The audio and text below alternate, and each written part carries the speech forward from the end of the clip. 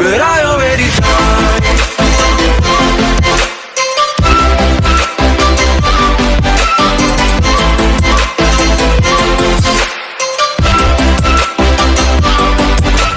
I will try to latch myself out of your...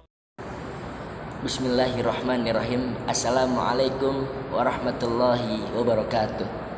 Perkenalkan, nama saya Akmal Fazak Laksono, Prodi Ilmu Komunikasi Fakultas Ilmu Sosial dan Humaniora, UIN Sunan Kalijaga, Yogyakarta. Alhamdulillahilladzi hadana li hada wa ma kunna linahtadiya laula an hadanallah. Laqad ja'at rusulu rabbina bil haqq wa nudu an tilkumul jannatu uristumuha bima kuntum ta'malun. Asyhadu an la ilaha illallah wa asyhadu anna Muhammadan abduhu wa rasuluh sallallahu alaihi wasallam wa ala alihi wa ashabihi amma ba'du. Tidak ada kalimat yang paling indah untuk diucapkan dan dilantunkan pada waktu yang berbahagia ini kecuali hanyalah mengucapkan syukur kepada Allah Subhanahu wa taala, zat yang sempurna lagi sangat luar biasa. Allah sampai saat ini masih memberikan kita banyak kenikmatan, kerahmatan, pertolongan, serta hidayah sehingga kita masih bisa menjalani kegiatan sehari-hari seperti sedia kala. Ucapan syukur kepada Allah tentunya kita ucapkan yaitu dengan dua cara. Pertama dengan bil qauli dengan ucapan, dan bil fi'li dengan perbuatan. Bil qauli kita mengucapkan syukur kepada Allah yaitu dengan ucapan alhamdulillahirabbil alamin. Wa bil fi'li dengan praktek, dengan perbuatan yaitu kita bersyukur kepada Allah dengan senantiasa untuk selalu semangat tafakur kepada Allah, tambah rajin ibadah, ingin selalu dekat dengan Allah. Kemudian sholawat serta salam dan doa-doa yang sangat baik kita curahkan kepada junjungan Nabi besar Muhammad Shallallahu Alaihi Wasallam yang Allah utus menjadi utusan yang sangat mulia di muka bumi ini. Bersyukur kepada wasilatul hidayah dimulai dari Nabi besar Muhammad Shallallahu Alaihi Wasallam serta dilanjutkan oleh para sahabat-sahabatnya, para tabi'inat tabi'in, para tabi'inat tabi'ahum, alim ulama sholihin, mubaligin mubaligot, sampai kita bisa merasakan manisnya keimanan dan agama yang hak ini, yaitu bil qauli kita ucapkan syukur kepada mereka semua atas perjuangan mereka. Kita ucapkan syukur dengan ucapan syukur alhamdulillahi jazahumullahu khairah. Dan saya juga tidak lupa bersyukur kepada Bapak Nasiruddin yang telah memberikan saya kesempatan untuk meresensi buku pada mata kuliah bahasa Indonesia ini. Untuk kali ini saya akan meresensi buku yaitu yang berjudulkan tentang Brain Management for Self-Improvement. Adapun penerbit dari buku ini yaitu Dr. Taufik Pasyak dengan cetakan pertama kali pada bulan Maret 2007. Sedangkan penerbit buku ini yaitu dari PT Mizan Media Utama.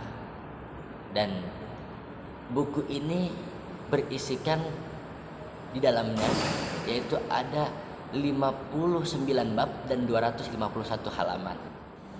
Adapun buku ini ditulis oleh Dr. Taufik Pasyak. Beliau lahir di Manado pada tanggal 29 Januari 1970. Adapun riwayat pendidikan beliau, Dr. Taufik Pasyak, yaitu pada sarjana S1 beliau mengambil Fakultas Kedokteran di Unsrat Manado. Beliau lulus pada tahun 1996 dan dilanjut pada sarjana S2 beliau mengambil Fakultas Kedokteran juga di Universitas Gadjah Mada Yogyakarta.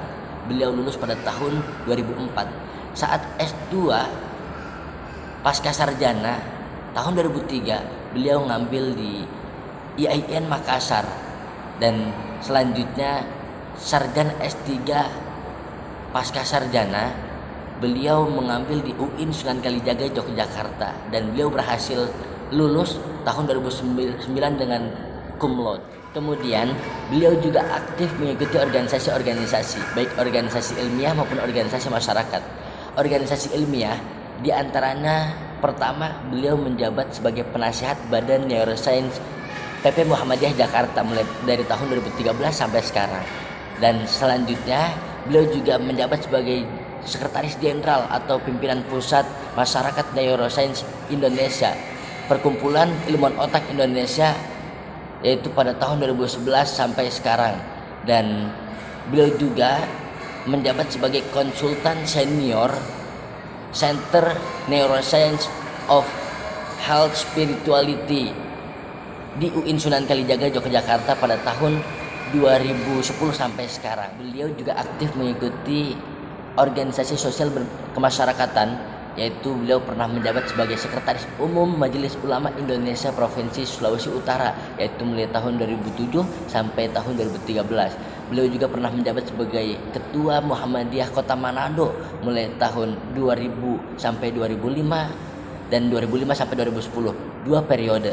Dan saat ini beliau masih menjabat sebagai Ketua Bidang Hubungan Antar Agama Umat MUI Provinsi Sulawesi Utara mulai dari tahun 2014 sampai sekarang.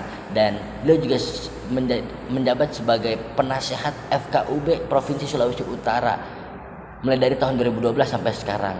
Dan masih banyak lagi organisasi-organisasi sosial kemasyarakatan yang beliau ikuti yang belum saya sebutkan. Selanjutnya saya akan menjelaskan, menyimpulkan tentang isi yang ada dalam buku ini sesuai dengan judul buku ini, yaitu Brain Management for Self Improvement, yang artinya pengaturan otak untuk pengembangan diri. Artinya semua isi yang ada di dalam buku ini yaitu menjelaskan tentang otak. Contoh di bagian pertama buku ini disebutkan yaitu tentang bagian-bagian otak, di mana ada beberapa bab yang diantaranya itu menjelaskan tentang perkembangan otak dan menjelaskan tentang penjelasan perbedaan antara otak kiri dan otak kanan serta teknologi otak, dan masih ada bab-bab lainnya di bagian 1. Dan di dalam buku ini terdapat 6 bagian, di mana setiap bagian itu menjelaskan tentang keterkaitan antara otak dengan sesuatu. Contoh di bagian kedua ada keterkaitan otak dan spiritualitas. Bab selanjutnya ada keterkaitan otak dan berpikir, keterkaitan otak dan seks, keterkaitan otak dan musik serta gerak. Nah, pada intinya buku ini menjelaskan secara mendetail tentang otak, keterkaitan segala sesuatu tentang otak yang telah dijelaskan di bagian-bagian yang ada di buku ini, sehingga banyak para ahli ilmu memiliki anggapan bahwa buku ini adalah buku yang sangat luar biasa yang menjelaskan secara mendetail tentang otak, tentang fungsi otak dan kegunaan-kegunaan dan manfaat otak, seperti itu. Tentunya dalam karya ilmiah ada yang namanya kelebihan dan kekurangan, termasuk itu juga terjadi pada buku ini. Kelebihan pada buku ini sangat banyak sekali, yaitu dalam contoh kriteria dalam penulisan.